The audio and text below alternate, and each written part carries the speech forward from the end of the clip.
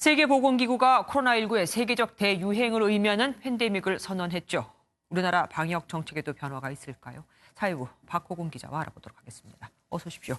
팬데믹이 선언됐습니다. 그럼 우리나라의 코로나 방역, 그 대응에도 뭐가 좀 달라집니까? 네, 우리나라의 방역 대책에 특별한 변화는 없다고 방역 당국은 밝혔습니다. 네. 지역사회의 전파를 차단하고요. 그리고 외국으로부터 추가 유입을 억제하는 현행 대응 기조는 그대로 유지가 됩니다.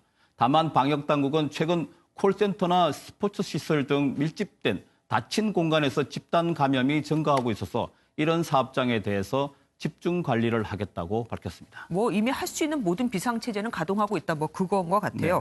그럼 구체적으로 더 어떻게 관리를 하겠다는 겁니까? 네, 이런 밀집 사업장의 관리 책임자를 지정하겠다는 겁니다. 네, 그래서 그 책임자로 하여금 손 세정제 등의 개인 위생 비품을 충분히 비치하도록 하고 또 손을 자주 씻도록 하고 그리고 닿는 곳은 소독하고 주기적으로 환기를 시키는 등 환경 위생 관리를 철저히 지키도록 하겠다는 겁니다. 또 직원들에게 대해서도 하루에 2차례 발열과 호흡기 증상 유무를 확인하도록 할 방침입니다. 예, 콜센터 그 직원 확진자들이 대부분 지하철 등 대중교통을 이용했습니다. 그래서 사람들이 굉장히 불안해하고 있는데 정말 그렇게 불안해하는 게 맞는 겁니까?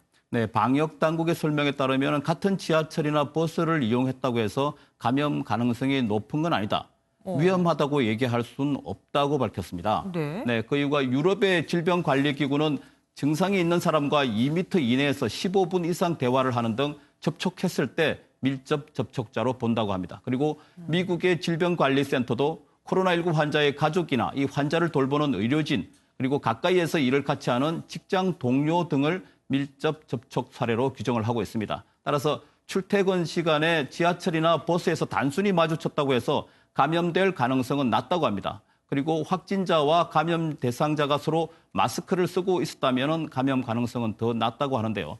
그래서 방역 당국의 확진자의 이동 동선을 공개할 때도 대중교통 접촉은 빼고 식당 등 밀접 접촉이 발생한 장소 위주로 공개해왔다는 겁니다. 한마디로 그런데 그 1분 이내에 엘리베이터에서 마주쳤던 사람이 옮기도 했잖아요.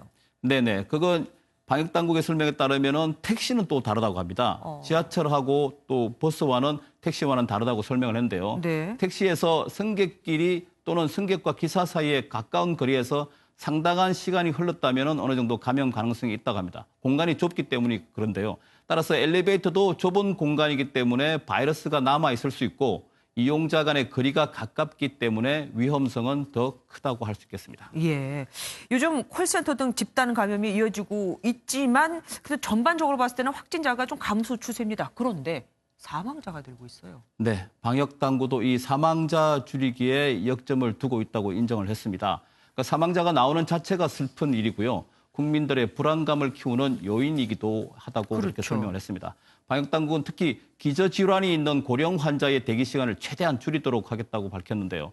그러면서 치료 사례가 많은 중국이 우리 보건당국에 알려준 사실을 공개를 했습니다. 처음에는 괜찮아 보이다가 일주일 정도 뒤에 급격히 중증으로 진행돼서 사망하는 경우가 많은 만성질환 몇 가지가 있다고 전했는데요. 네. 가장 위험한 것이 심장과 폐에 동시에 질환이 있는 경우이고요. 심장과 폐. 네네. 그리고 암, 그리고 혈관계 질환이 있거나 호흡기 질환이 있는 경우라고 합니다. 기저질환이 있는 고령층에는 감염이 되기 전에 미리 약을 처방하는 방안도 검토하겠다. 이건 무슨 얘기입니까? 네, 쉽게 설명을 드리면 아프리카 여행을 가기 전에 항말라리아제를 투여를 하지 않습니까? 네네. 그것과 같은 이치라고 보면 되겠습니다.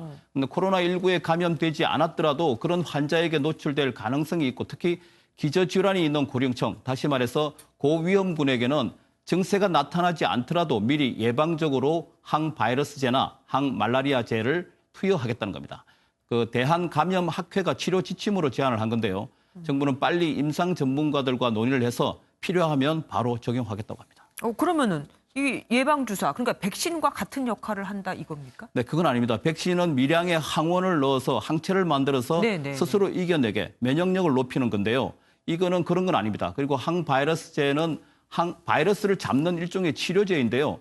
미리 이런 약을 투약을 하면 이 약의 성분이 체내에 조금이라도 남아있다가 만약에 코로나19가 들어왔을 때 그 효능을 발휘할 수 있을 것으로 기대를 하는 겁니다. 얼마나 오래 또 남아있는가 이것도 또 알아봐야겠네요. 네. 그런데 확진자 중에 입원도 안 하고 자가격리 중에 혼자 완치가 된 경우도 있습니다. 이건 또 뭡니까? 네, 경북 경산에서 지난 29일 날 확진 판정을 받은 40대 여성인데요.